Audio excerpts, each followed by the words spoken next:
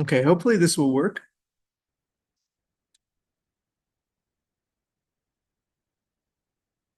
I think it's working. All right, so I am in Qualtrics right now, which is a way that you can host surveys. Some of you, if you've been at ASU for a while, will have access to a Qualtrics account, but nowadays they don't give it away for free. It got much more expensive. It's worth checking in to see if you actually have it. That's one of the reasons why I'm using Open Sesame is because I used to use Qualtrics with JavaScript. JavaScript is a tough way to design programs if you don't know how to program already. And so you'll be far better served with Open Sesame. It's also a way that you can cast things online. And so you don't need to use Qualtrics, but I'll often be referring to experiments that I ran in Qualtrics. And so we have a variety of things that we'll be looking at in here. And what I want to do is pull up one of the experiments. And I'll have to do it with project name. As you can see, I've got 267 studies here, so it's there's a lot of things to choose from. We're gonna go to this blur experiment. Actually, we're gonna go to the next page because there's a better one. No, there's not. Okay.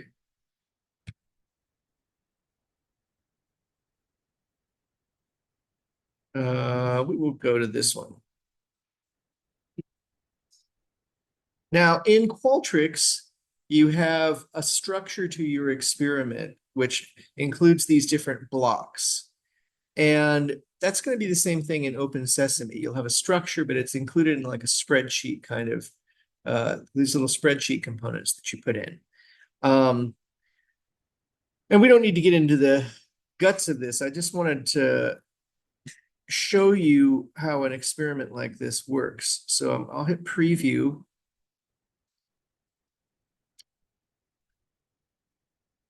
Pardon me? But everyone does have access to Qualtrics. If you go to your apps, everyone should be able to use Qualtrics. Really? Yeah. That's brand new then. How excellent. Yeah, so if you go to your like my ASU page and then you go to my app. So go to my ASU and then go to my apps. Then click on my apps and then go to find software, type in Qualtrics, and it will pop up. Go to find software, look for Qualtrics, and then you go through the process of. You just click download and under instructions, it's going to say you can access Qualtrics and then click on that hyperlink and it will take you there. Wonderful. This is great. This has been like 2 years that I haven't had access to it. Really important skill. And who knows when they'll take it away. So you should all sign up for it now because then you're grandfathered in. All right. So in this study, I think this might not be the right one. I usually start off with, and this is true for any study that you're going to run on human subjects. You have to have a consent form. You'll learn about all of this in Scotty's class. And you have to get people to agree to these things in order to publish their data, but you can't force them to do it. So then I have an instruction here that will pop up. You will now see images of faces that are angry or happy. They have been blurred and the task is somewhat difficult. Just do your best. So we'll move forward. There's a face. Do you think that face is angry or happy? Angry. The loudest voices will get the opportunity to respond. What about this face? Is it male or female, do you think? How about this face? You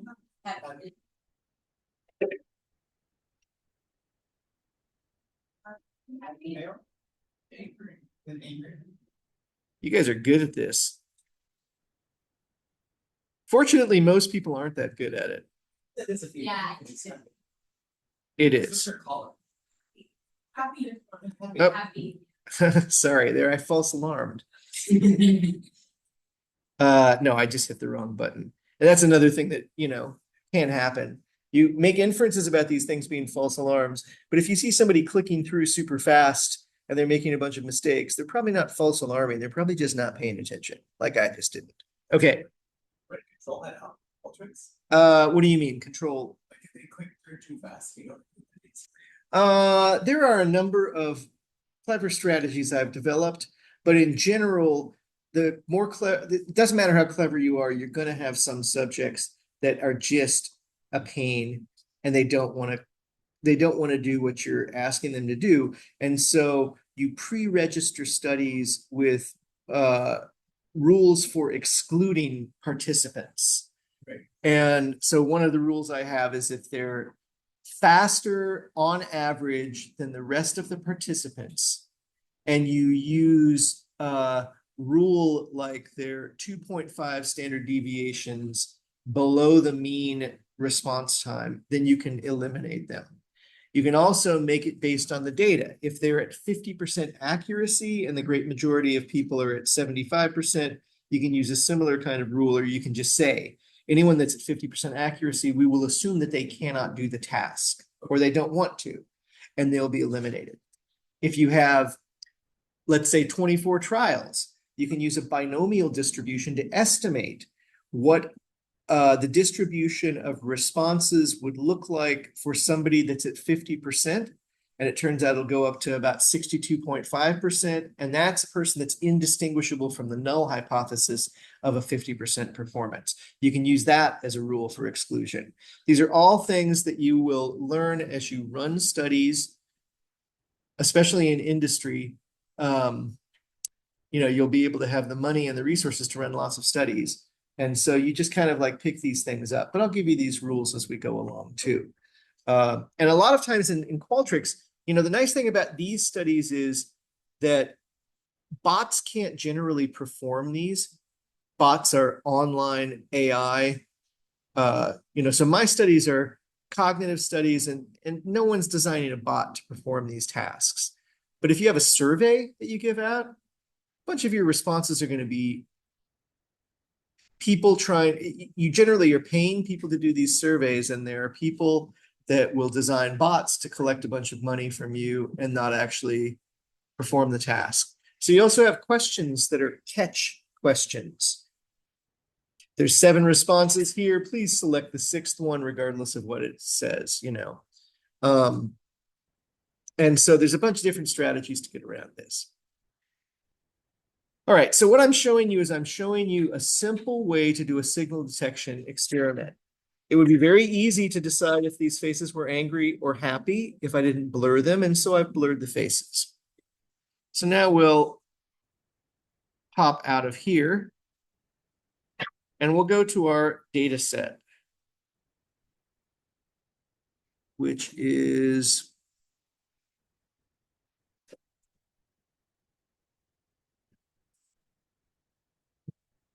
I don't remember where I put this. There it is. Now, this is a slightly different experiment, but we'll pretend like it's the same one because it's got angry and happy faces. And you can make decisions about whether it's angry or happy. And those decisions are recorded as a 1 if you are correct and as a 0 if you are not correct. In this version of the experiment, I also recorded reaction time, correct reaction time. Why correct reaction time? Why not just reaction time?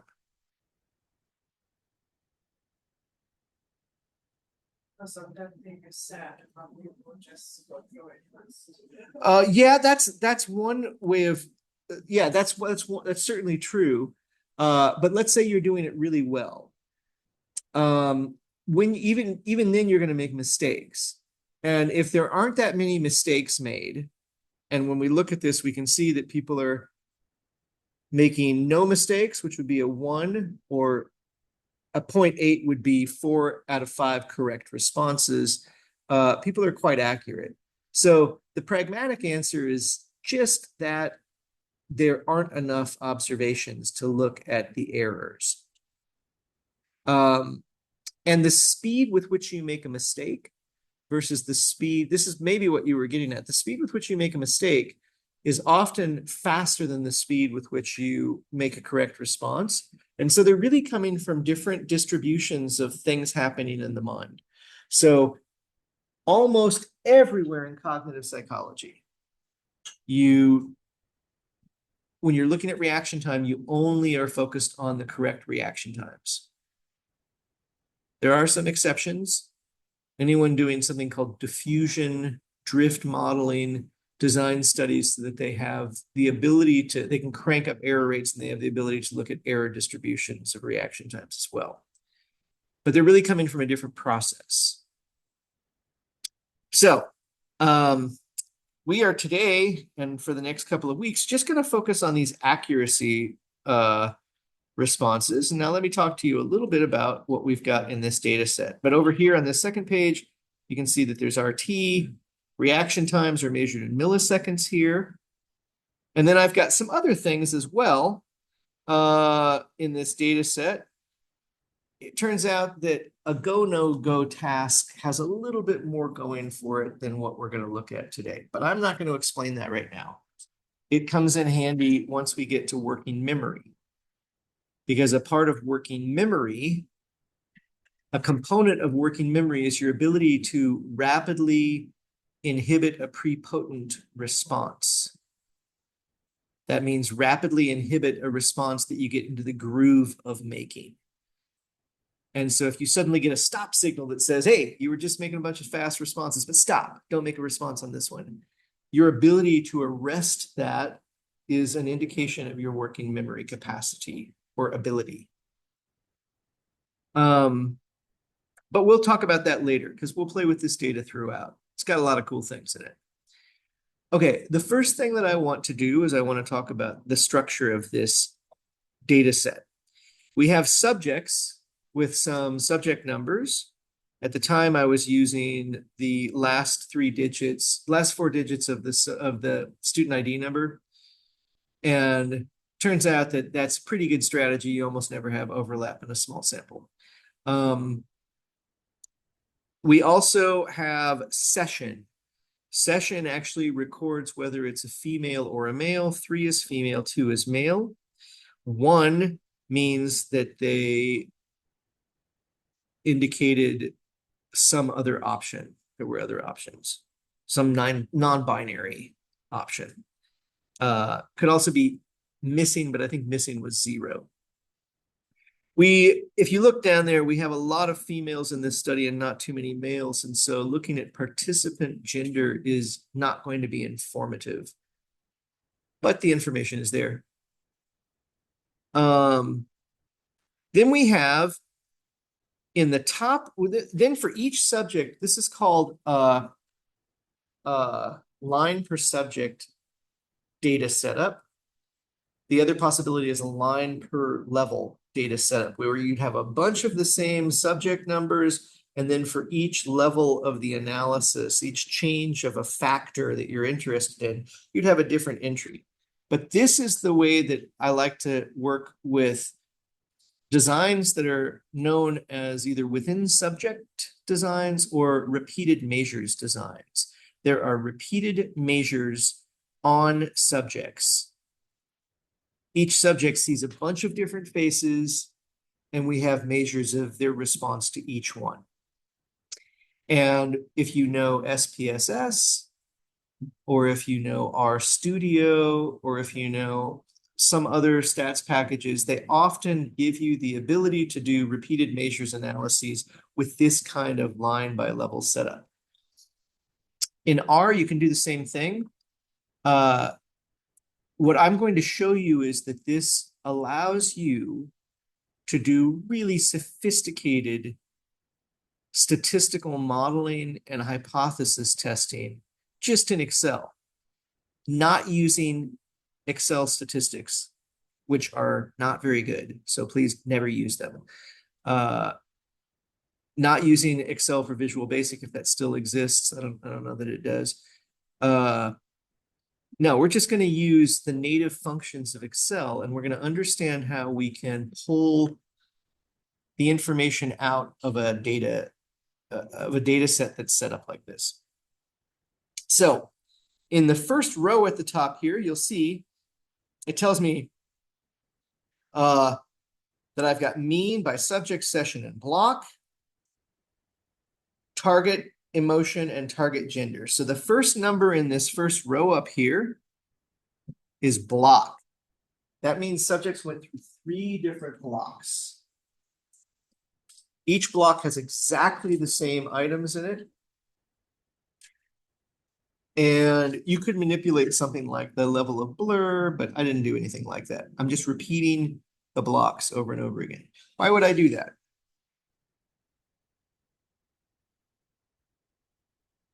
Why not just give them 1 block? What? Consistency, continuity of just giving them the same thing, so you can get a better idea of how people will respond. A better idea? Yeah, it gives you a cleaner sense of how people respond. The more data you collect within subject, up to the point that they become bored and walk out of your study, the smaller your standard errors of the mean in these within subject tests are, and the more power you have to detect interesting effects. But it is also possible that you can make people bored. It's possible that people, when they first start off, aren't doing very well, and then they get into the groove of things. It's also possible, if I'm using the same images, that they are actually learning something, at least implicitly, that improves their performance over block. So there are some interesting questions that we can ask. But the real reason why I did this is so that I had sufficient within subjects statistical power to address these issues.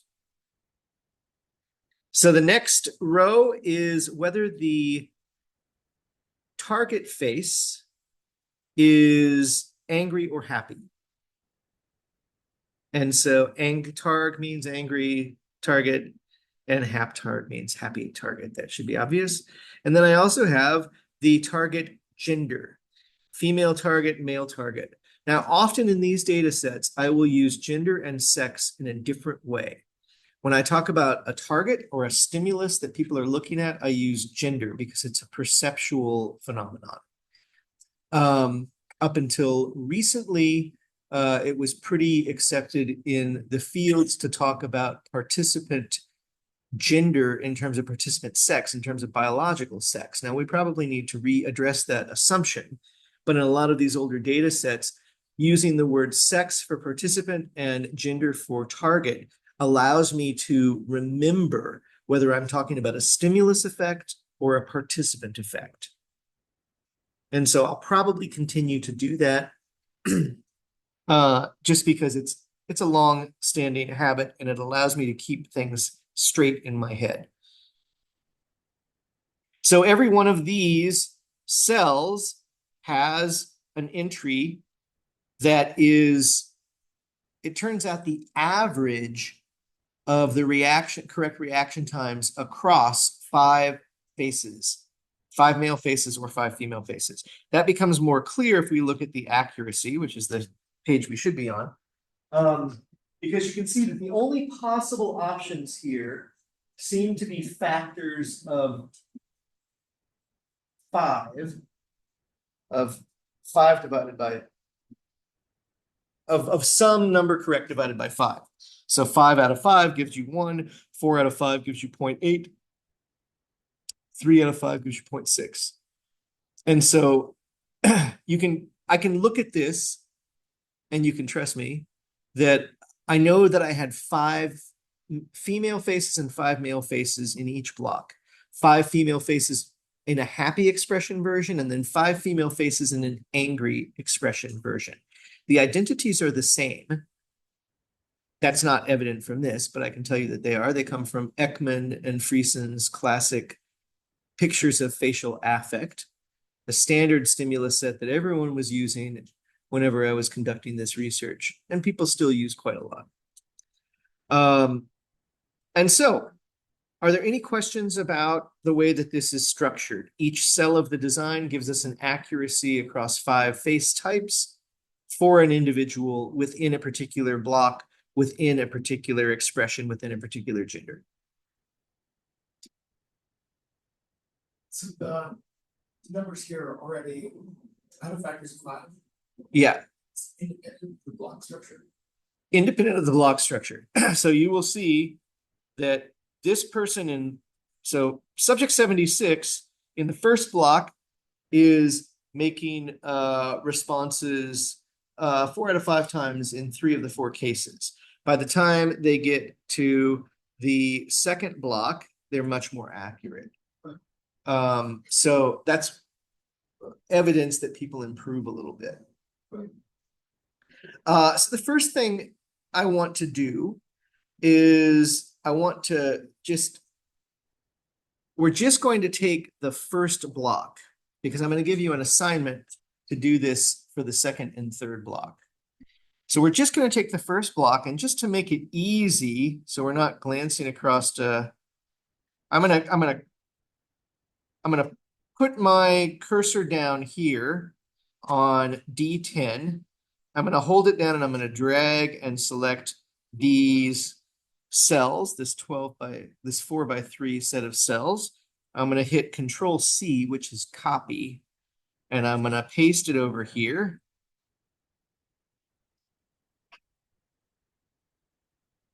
Which should work a lot faster than that. Sometimes working with Excel while you're recording on Zoom is a little bit challenging. I actually have to do this. There we go. I'll cancel this. Okay, so I'm just going to copy this. Actually, I could probably just copy this too. Either way works. So that gives me a header row that I can pay attention to. And then I'm going to just hit equal. And then I'm going to select this cell and hit enter. And then I can take this cell. If you don't know how this works in Excel, I'll go over this the first couple of times until you're tired of me doing it. See how I've got this white cross here? As soon as I go to the lower right-hand corner, it turns into a black cross.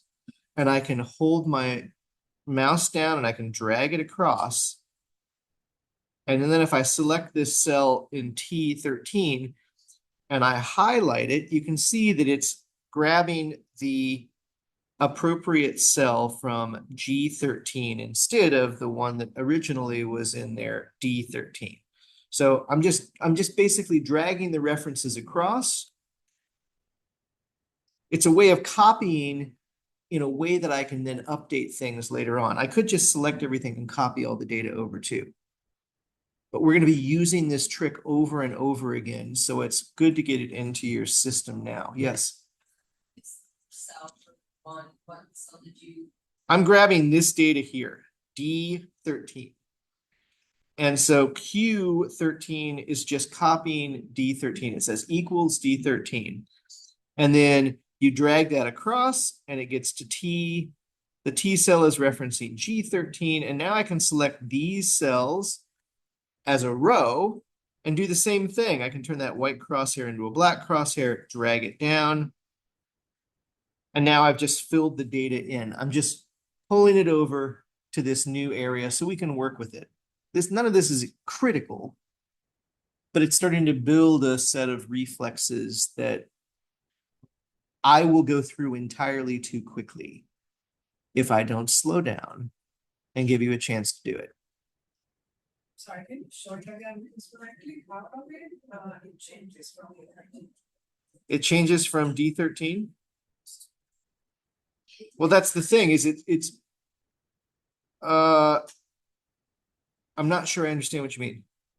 Just we see how you did the first one. Okay, so here it is. White crosshair becomes a black crosshair. I click down, drag across, lift up. Now, every one of these is referencing the relative cell. So that trick is basically taking the original call, which is to go to D13 and grab that, and it just updates it as you drag across. Go to D, go to E, go to F, go to G. And then it works the same for the rows. And if you're still having a hard time with that, just copy and paste it.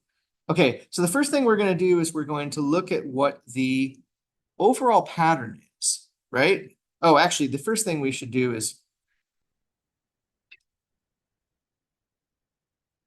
yeah, that's what we're going to do. We're going to look at the overall pattern. So we're going to go equals up here in some cell. I'm in Q3, but you could put this anywhere you want.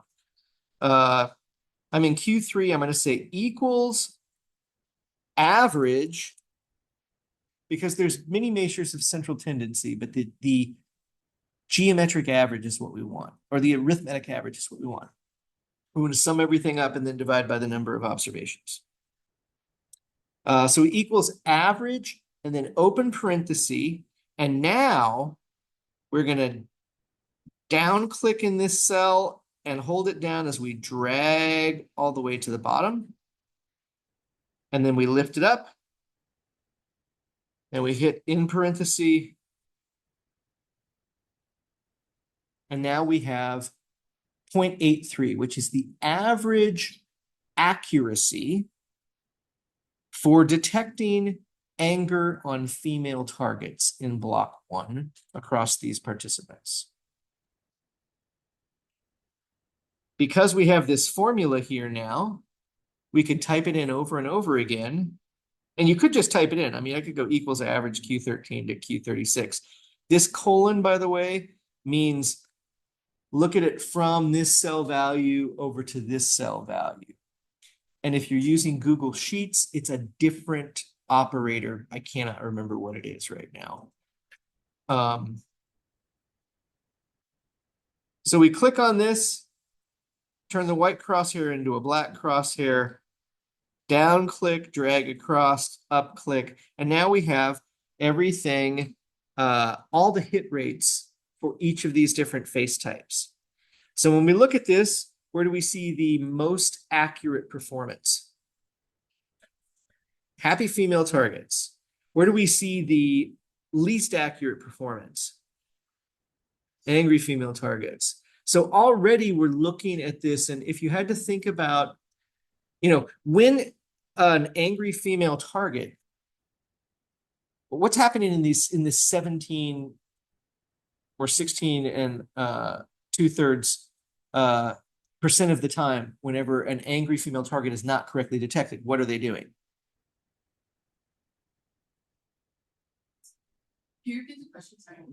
What is happening on the other, on the not 83% of the trials, but the other 17% of the trials? If they have not selected anger, what must they have done?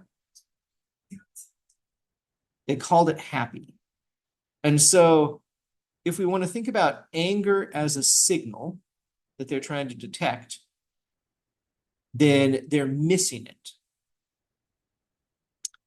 If, on the other hand, we want to think about happiness as a signal, then they're falsely calling an angry female target happy, and that's a false alarm.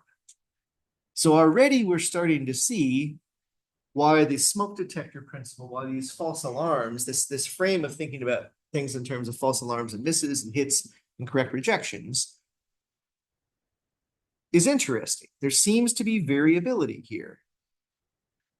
And if you want to test the hypothesis, right now we can say that within female targets, it looks like people are more accurate when the female target is happy than when it's angry, right? But all we can do is base that on like a bar graph. We can just look at this and say, it looks like that bar's higher than this bar. That's not a hypothesis test. That's a descriptive statistic at this point. You don't have to know what I'm about to do yet. You will in the next couple of weeks, but I can test that hypothesis really quickly by going equals this minus this. I construct a difference score. I drag this down to the bottom. Again, you're not keeping up with me on this. I now have a vector of difference scores. I can scan over this vector of difference scores and I can see how many negatives do I have. Not many, 3. And so I could do a mental sign test, which is a non-parametric test. And I could say, oh, it looks like there's some support for the hypothesis that people are on average more accurate with women than men. But I can go way better than a sign test. I can go equals, I can do the average difference score. So I could do it that way. Or I could have taken this and Control C and Control V and paste it here, and then I get the average as well. So the average difference score is 7% difference, which is what we see the difference between 83 and 90 being. This cell, I can take not the average, but I can take the standard deviation. That's how much it spreads out. 0.21. I don't know what that means. We don't have to really know what that, I mean, I do know what that means, but you don't have to know what that means. And then I can turn that into a standard error equals the standard deviation divided by the square root of the count. And remember, you don't have to know this yet. You'll know it soon. The square root of the count of these observations. And it asks me, do I want parenthesis closures? Yeah, I do. So my standard error is 0.04. A t-test, a one sample t-test is just an average divided by standard error of the mean, and my t-test is 1.55. And then I could look that up in a table, and I could say, well, it doesn't look like there's quite evidence because it's not past this magical point where 5% of the time under the null hypothesis, we would see a score of this magnitude or more extreme. And so we can't reject the null hypothesis. So we can look at this and say, oh, it looks like people are better with happy female faces. But in terms of a one sample t-test on that hypothesis, we can't reject the null hypothesis that people just maybe accidentally were doing this. Okay, so that's a one sample t-test. And it turns out that I can actually analyze this in terms of a multi-level model, which is a really complex regression model that has structure to the data, and you make a ton of money if you know how to do this. I can analyze all the way up to the highest level of that, what that multi-level model can give me just using one sample t-tests if I know how to structure things correctly. By the end of the class, you'll have some insight into how you go about doing that, which is way beyond what Rob Gray is going to teach you. But you have to also have all the Rob Gray stuff too. The only way you can do this is by knowing that and then knowing these other tricks that allow you to jump forward to this level. Like if you're in Rob Gray's class, you probably already know what a standard error is. You know what the central limit theorem is. These are things that are critical to understanding what we're doing here. So I don't know if you've gotten the impression that I think you should be in Rob Gray's class. Everyone? Huh? Yeah, everyone should be in it. Okay, so let's just erase this and we will continue to delve into how signal detection works. So I've got hit rates and accuracy rates. What do we want to call the signal and what do we want to call the noise? Anger could be the signal or happiness could be the signal. The other one will be the noise. What do you want to do? Let's make happy as the signal. I'm so glad that you say that. Yeah, it feels like that's what we should do. So this will be the signal.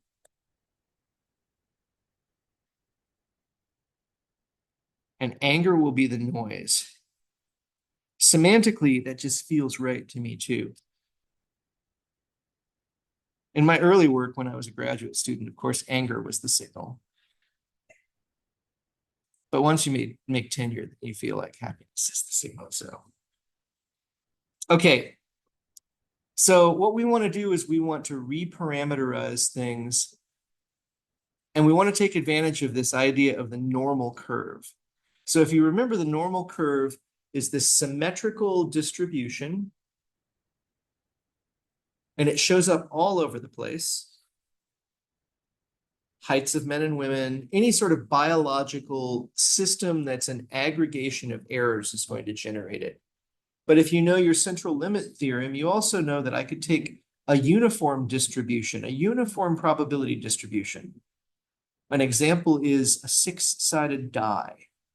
You roll that six-sided die. If it's a fair die, then 1 through 6 is going to show up equally probable on each roll.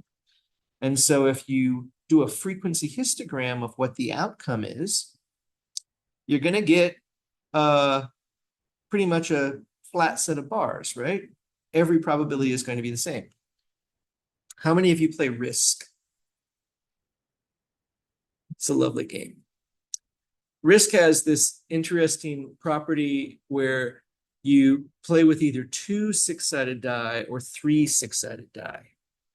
Well, as soon as you start rolling 2 six-sided die, it turns out that it's much more common to get the number 6, the sum of these two, because you can get a 6 from having 2 3s or 1 2 and a 4. So the number 6 is really common, and it's really hard to get a 2. You have to get 2 1s. It's really hard to get a 12. You have to get 2 6s. So you start to have this distribution where the things in the center are more common than the things on the periphery. 3-sided die, 3 die rolls summed up, or 3 die rolls summed up and divided by the number of die averaged. Turns out averages and sums work almost equivalent. They are totally equivalent in terms of the statistics we're going to do. With 3 die, you get a much more like a bell-shaped curve starting to form. And if you go up to 5 or 6 or 10, or the developmental processes that make up your height, which are probably somewhere around 30,000, then you get this normal distribution. This is a phenomenon that happens in nature all over the place. And so we use this normal distribution. It has really beautiful properties that involve us knowing how much of the distribution corresponds to a percentage. And so if I just go to, I probably should have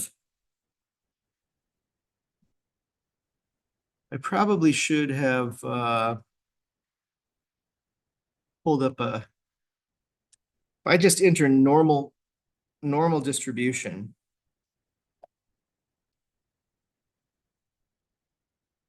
you get all of these images like this. Here's a good one. So there's tables in the back of your stats book, if you used a stats book, that allow you to look up what percentage of the distribution lies this distance in some measured in some fashion that's usually scalable by the standard deviation, the standard amount that scores deviate in this distribution. And so we can generate all sorts of estimates of, based on a percentage, how far on the normal curve you should be. And so a lot of times what we'll do is we'll standardize that. We'll divide the normal curve standard deviation. We'll divide each score, we'll subtract the mean of the distribution from each score, and then we'll divide by the standard deviation of that distribution, and we'll standardize it and generate a normal curve. And then we've got these things on the bottom that parse out the different quadrants of the normal curve in terms of percentages. And we call these units, these standardized units, z-scores. And so what we're going to do is we're going to go to Excel and we're going to use its ability to look up this statistical table and convert a percentage to a z-score. So you'll look down here and you'll see that in heights here, heights in centimeters, we have negative numbers on the bottom and positive numbers on the top. And we'll want to juggle things around. We'll want to be flexible about what we call positive and what we call negative. Because we'll use different visualizations that will flip this around. But basically, we want to take, for our hit rate, we want to come up with a z-score that captures, for that first individual, it was 80% of the time that they were correctly calling an angry female angry.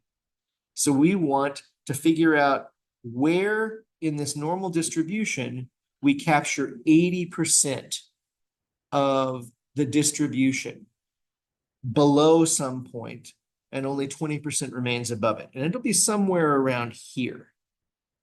It'll be somewhere around 1.28, I think, if I'm not mistaken. I only know that because I've done this a bunch. So that's going to give us 80%. And then we also want to come up with distribution of we want to come up with a z-score that corresponds to the false alarm rate. So if we're calling happy the signal, and we're calling anger the noise, then anytime an angry face is called happy, which happened 17% of the time across the subjects, then we're going to want a z-score for that too. So let's go up here and let's turn each one of these into a z-score. So for the signal, let's go 1, 2, 3. Yeah, so let's go to Y and whatever row you put this in. For the signal, we're going to go equals the call for the normal curve that we're going to use is norm S inverse, normal curve standardized inverse. So equals NORMSINV, open parenthesis, you put the probability in, close the parenthesis, and that's going to give you a z-score, and I predicted that it would be about 0.128, but it's actually 0.88, so it's going to be closer to 1.5 maybe, I don't know. No, 1.15, I'm off. So 1.15 is the z-score. And so again, that corresponds to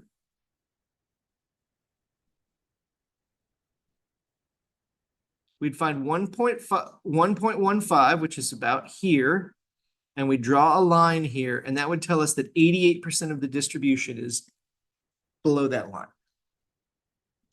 Now we're going to do the same thing for the false alarms. So this is for a male target. I guess we should do it for the female too. Female. So to do that, I'm just going to drag this over. 1.28. 0.9 was the 1.28. Okay. Commit that to memory. And so you can see that 0.9 is a little bit bigger than 0.88. So the z-score is a little bit higher, positive. Now, what if we try to do that for these accuracies over here? Well, we can do that, but we don't really want the accuracies, right? We want the false alarm rates. So we want to do this for 1 minus whatever the accuracy is. So I'm going to select this cell, norm S inverse for Q3, which is this 0.83 here. And I'm just going to click inside these parentheses up here in the formula bar. And I'm going to say 1 minus Q3.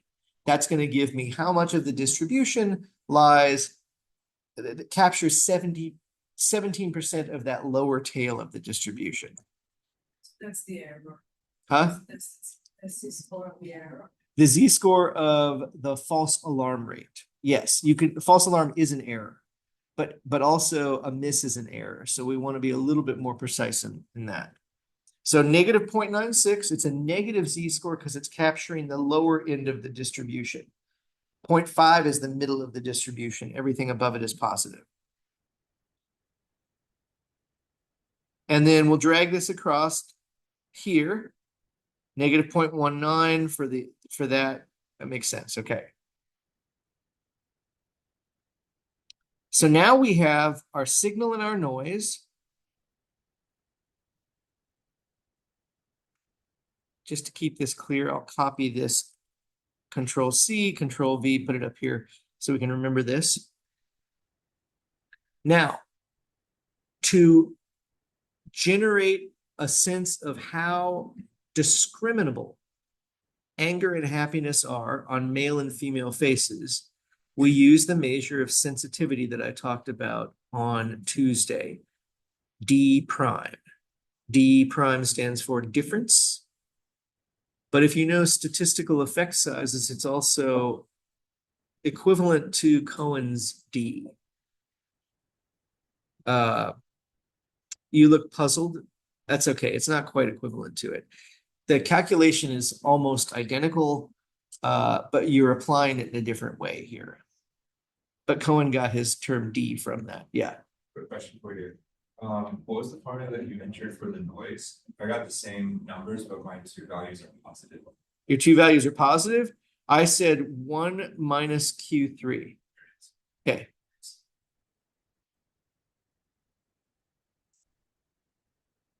All right, so in order to get a D prime for female targets, we'll copy this over here.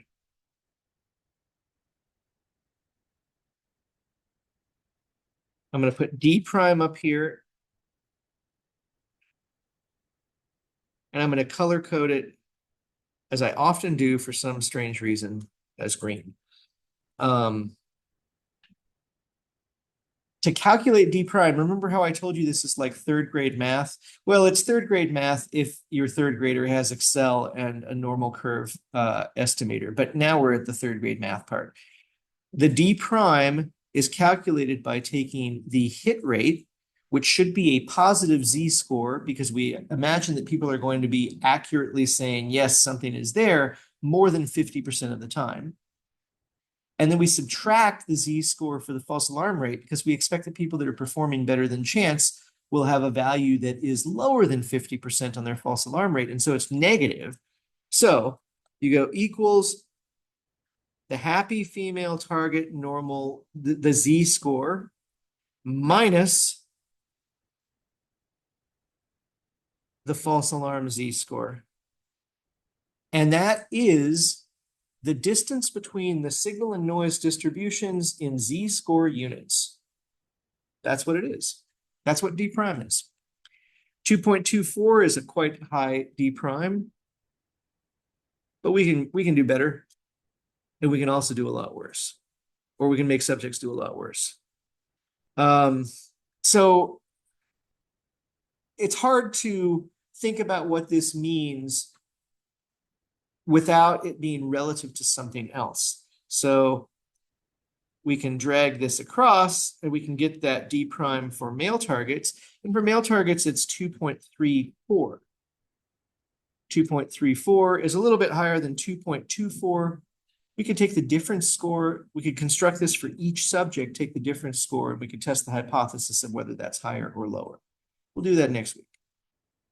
Because there's going to be a little hiccup whenever we start to do it. Maybe I'll start it and I'll make the mistake and we'll see what you come up with as a way to solve the problem. Okay, so D primes, maybe we can say that males, it's a little bit easier to discriminate these expressions on male faces than female faces. Maybe we can say that. At least the pattern looks like that. But what we can also do is we can, because D prime is calculated with these normal curve parameters, these z-scores, for every other type of study that we could do, we can compare across studies. So I've got literally 100 of these studies, more than 100. And I use D prime in each one, and I can compare across them, and I can say, oh, look, you know, my D prime is better in this AHA go no study, no go study than it is in the blur study. So that's one of the real values of using D prime as a measure of sensitivity. But sensitivity doesn't really get us what where we want to go with these bias effects, these smoke detector effects. So that requires a different measure of bias, which we use something called C, Macmillan and Creelman C for criterion placement. And so I'll put this in parentheses, and then Excel will correct it and make it look like a copyright symbol. And then I have to go back and I have to fix it and tell Excel, no, that's not what I want. I want this. And maybe it'll work this time. Nope, it still is not working. So now I'm just going to call it C. There is another popular bias measure called beta. We're not going to use it because it has to do with the ratio of the likelihood of that point on the curve, on the normal curve. It's really into some stuff that we're not interested in. Bias is calculated just directly from these z-scores. So we'll calculate bias like this. And for bias, I often color code it yellow, kind of soft yellow, like this yellow here. So the formula for D prime was one thing minus another thing. The formula for bias is almost as simple. It's the hit rate plus the false alarm rate, which is usually negative. And so if you've got a criterion placement that's unbiased, then generally your hit rates and your false alarm rates are going to be mirror images of each other. And so you're going to be subtracting the same value from the hit rate value, and you're going to get a 0. And as you get biased in one direction or another, one of the absolute values of these two terms is going to get bigger, and that's going to push the bias in one direction or another. Now, we don't just stop at x3 plus v3 because remember, these are in z-score units. And so now we'd be measuring criterion in 2 z-score units. When we subtracted it, we were subtracting one thing from another thing of the same variety. But now we've got 2 of these z-score units. The units would cancel out, you subtract the units out in D prime, but here we can't subtract them out. So how do we correct for that? We divide by 2. Now it's back in the original z-score metric. And that's our bias, 0.15. What does that bias mean? Well, it seems like there's a bias to call female faces happy because the hit rate's 0.9 and the false alarm rate's 0.17. Or the hit rate's 0.9 and the correct rejection rate is 0.83. And so you can just look at the hit rate, false alarm rate, correct rejection, miss rates, and you can use that to understand that a positive value means a bias to say that the signal is present, and the signal is, what's our signal? Happiness. This formula? No problem. Anytime you have that question, 3 other people probably have that question too. Okay, so now let's drag this across to the male target. Negative 0.02. Huh? The right reference. That's a great question, and often we will make mistakes. So select that cell and then highlight the formula, and Excel has this lovely feature where it will pull up it'll give you the cell reference and color code things up here. And so you can look and you can check. And believe me, as you go through this, you want to check all the time. Because you'll sometimes just get one thing off and then it propagates throughout your worksheet. Okay, so I want to just end with a frustrating failure to test this hypothesis. My hypothesis here is that there's a difference in bias for male and female faces. That we could do it as there's a bias to see female faces as happy that's significantly different from 0, but we could also say that the positive bias is larger for females than it is for males. And that actually gives us a little bit more leverage because the males are in the negative direction. So how would I do that? Well, right now I've just got these, I've got everything generated from the overall averages. What I need to do is I need to generate a difference score in the biases for each individual. And how do I go about doing that? Well, I've got these formulas here right now. It seems like I should just be able to cut Control C, and then I'm going to paste it down here. And just paste in those values, and then I should have my vector of difference score, or my vector of values that I can construct a difference score from. So I Control V to paste it, and I get a bunch of hashtag num exclamation points. Well, that's frustrating.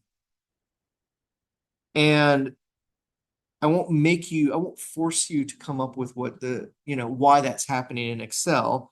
I'll just tell you that you can't find a norm S inverse for 0 or 1, because the normal curve theoretically is a curve that the tails go out to infinity. And so the calculus of it does not allow you to generate a z-score. So we have to come up with a strategy next week to fix this. And there's a number of different ways that it can be done, and the field doesn't always agree, but there are about 3 or 4 different strategies that everyone pretty much accepts. So I want you to think about that. Just think about it. And we'll solve the problem next week. And then we'll be able to do our hypothesis test, and we'll test whether there is a significant difference in the biases observed with these faces and these subjects. It's also important to contextualize what our findings are. We are conducting a study in which items are a random sample from all the possible items, and subjects are a random sample from all the possible subjects.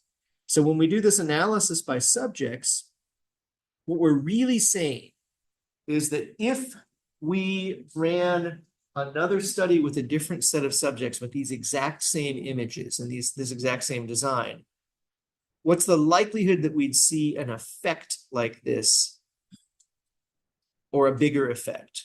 Is that right? I may have just gotten that slightly off.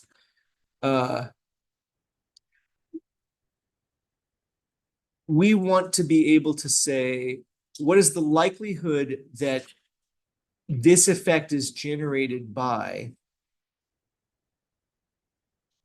a random sample that just by chance alone generated this, but really the distribution of different scores that would be generated by most other samples is going to be centered on 0. It's going to be the null hypothesized distribution. That's a more satisfying way to say it. The problem with hypothesis testing, as you may have gathered from your statistics classes, is that it really requires you to kind of think backwards. It's got this mental gymnastics component to it that's not very good. So in the 90s, we tried to fix this by thinking in terms of replicability, which is how I framed the way I characterized this initially. And that still hasn't caught on yet. Okay, so we'll stop for right now. And I can save this and post it if you didn't catch all of the elements and you want to go back and look at it, okay? So I will save it as version 1, and I will make sure. Yeah, but that V1 probably went further than this, so I'm going to erase it. And I'm going to put this one up instead. That shouldn't be there. I shouldn't have that there. Okay. Yeah. Yes, so in the base target, we got this -2%. Does that mean that in 2% of the cases we made targets, they weren't active, but they were perceived as angry? No. So the question is, does the -2% bias mean that in 2% of the cases they were happy, but they were perceived as angry? It does mean that in more cases they were perceived as angry when they were happy than happy when they were angry. But the 2% is the problem. because that's a z-score difference now. So if you want to look at if you want to count it in terms of 2%, you'd look at 0.88 and 0.88, and those numbers are actually not 0.88. They're a little bit we're averaging across subjects, but there must be something happening that's like a rounding error or something that makes it a little bit different. It doesn't seem like it should be different. It seems like this should be 0. Number, all that matters is the sign, not really the numbers. No, I mean, you can also compare, as I said, with D prime, you can compare across a bunch of different studies. And so the bias is in units of standard deviation. So that's 2% of standard deviation. That's yeah, that's right. It's 2% of a standard deviation. Yeah.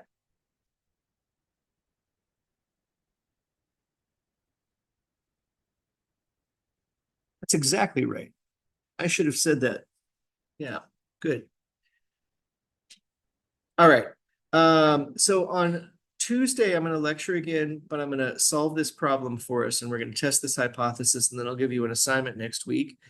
We're going to talk about visual search next week. And I didn't leave enough time today to really go over questions, but let's start a little bit with that.